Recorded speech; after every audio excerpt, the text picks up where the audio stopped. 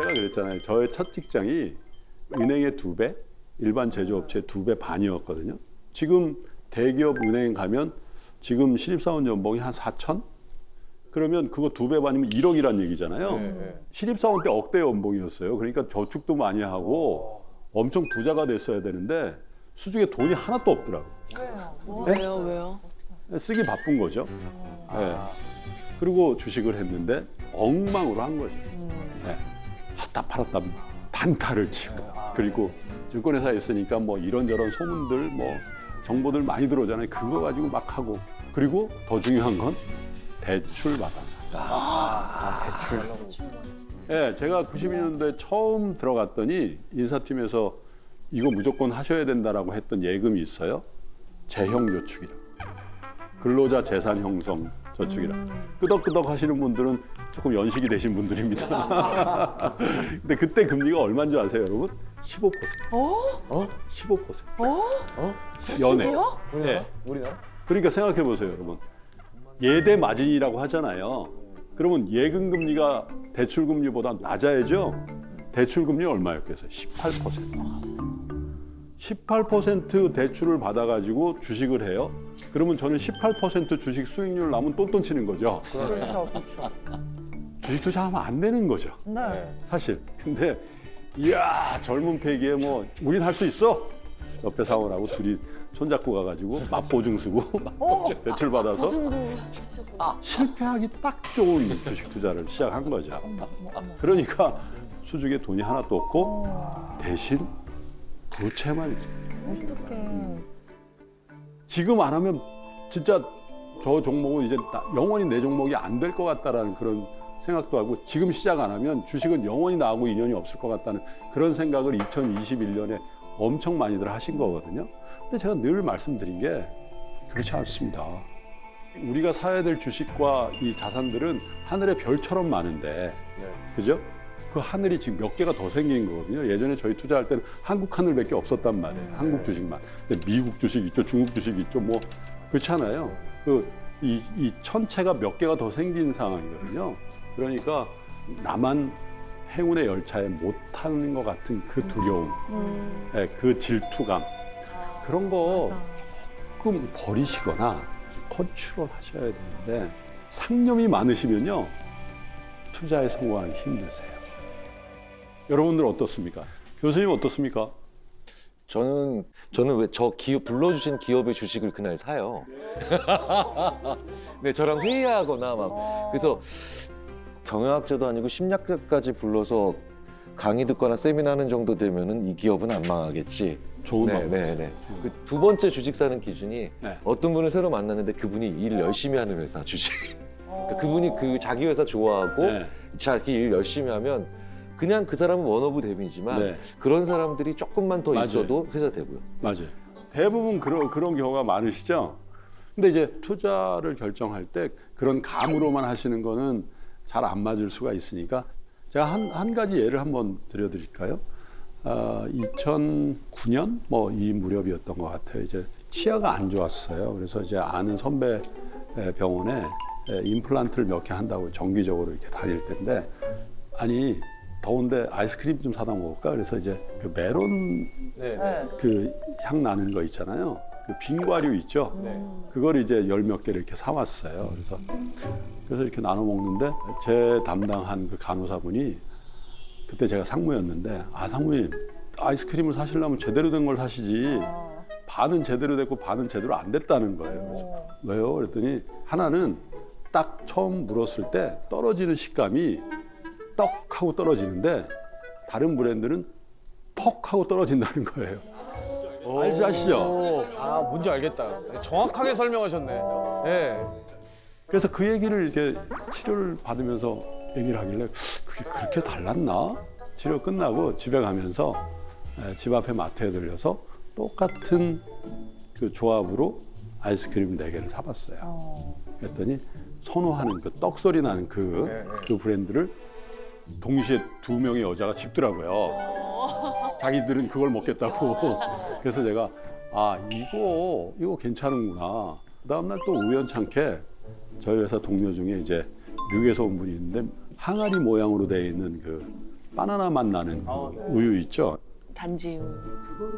그걸 먹으면서 자기는 30여 년 동안 우유를 먹었는데 이 우유가 최고로 맛있다. 어메이징하다는 거예요. 내가 또 똑같은 얘기를 했거든요. 그 바나나 안 들었는데요. 그랬더니 그 바나나가 듣고 안 들고는 전혀 문제가 되질 않고 이런 맛이 있는 맞아요. 우유는 미국에서 먹어본 적이 없다는 거죠.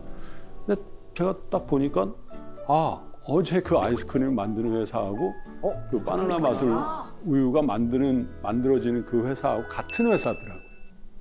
그 두 가지 이벤트가 금요일, 토요일에 저한테 있어서 월요일 날 가서 그 회사에 대한 재무제표를 보고 기사 검색을 해보고 상대적인 밸류에이션을 해보니까 오, 괜찮구만. 그래서 그거를 굉장히 장기간에 걸쳐서 샀던 기억이 나요.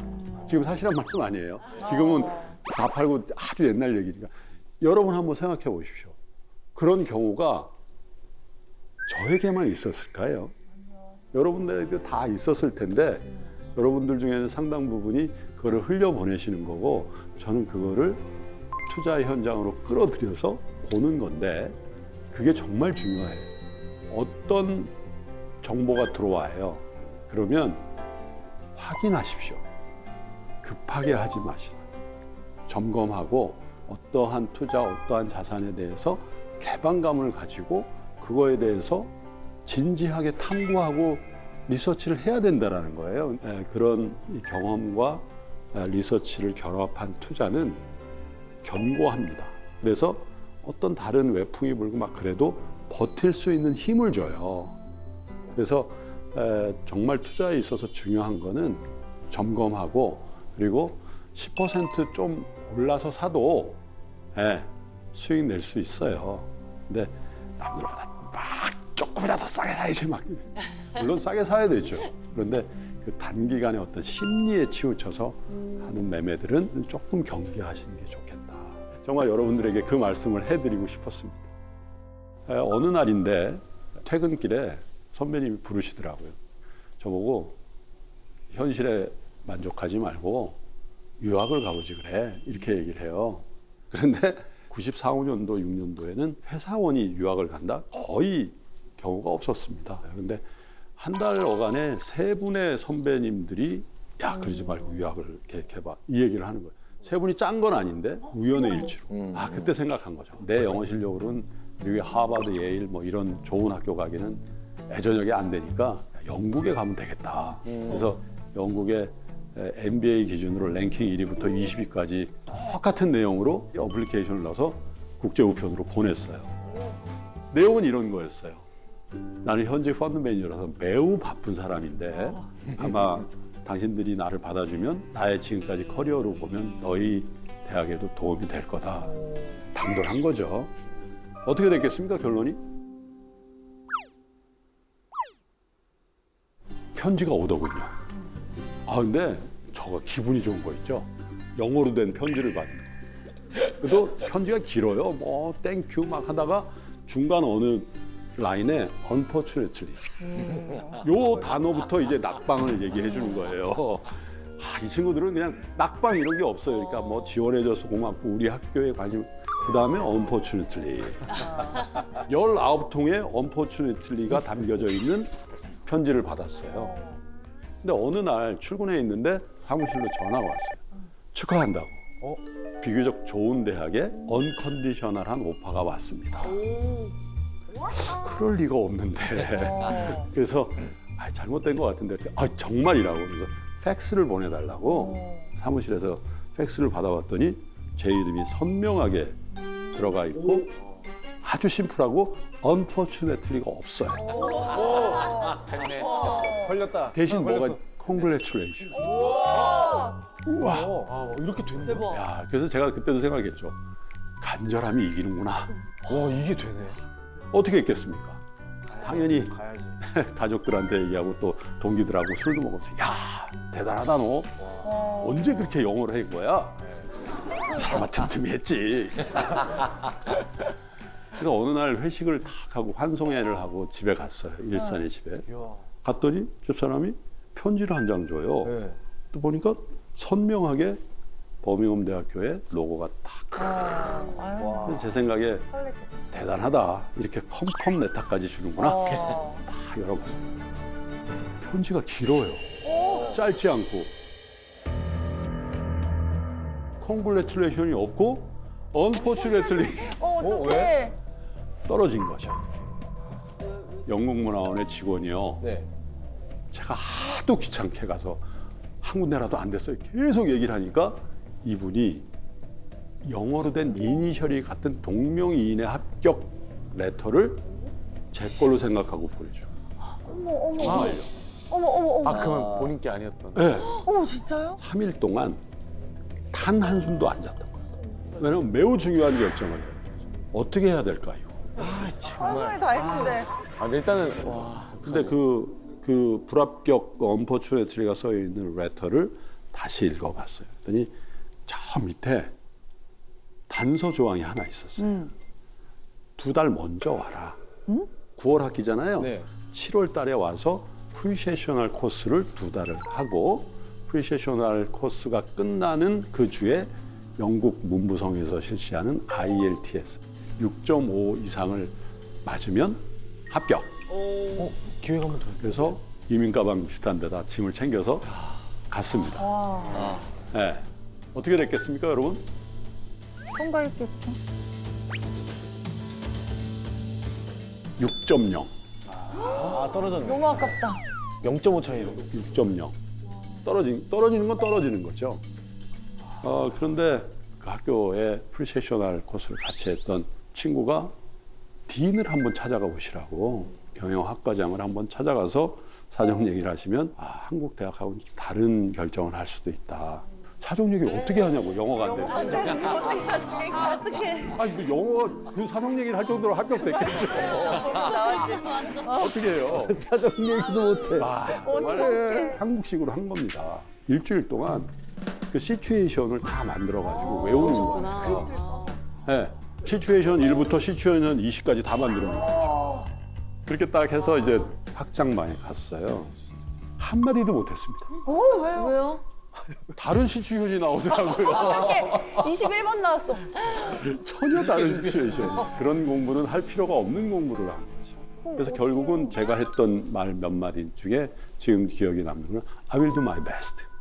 이 얘기만 했던 것 같아요. 그런데 결과는 뭐였냐? 오케이, 지금까지 네가 해온 거 이렇게 보니까 이 정도 생각이면 할 수 있을 것 같은데 조건이 있다. 1학기 때 영어 수업을 부가적으로 더 들어야 돼. 이 단서 조항을 붙여서 합격. 우와. 축하드립니다. 네. 첫 학기 때 5과목의 전공 과목을 들었는데요. 4과목이 F였습니다. 정말요. 영어가 안 되니까. 그래서 공부의 방법을 바꿨습니다. 하루 종일 읽었습니다. 책을 밤새 읽기도 하고 그랬더니 그 다음 학기 때는 5과목 중에 4과목이 디스팅션, 탁월한. 그리고 동시에 봤던 재시험도 다 통과되고. 와. 그리고 그때 IMF가 한참 진행됐을 무렵이거든요. 97년도 7월에 유학을 갔으니까 스물스물 뉴스가 한국이 어려워지고 아시아의 태국, 인도네시아, 말레이시아 어려워진다는 뉴스가 파이낸셜 타임즈에 이렇게 왔어요.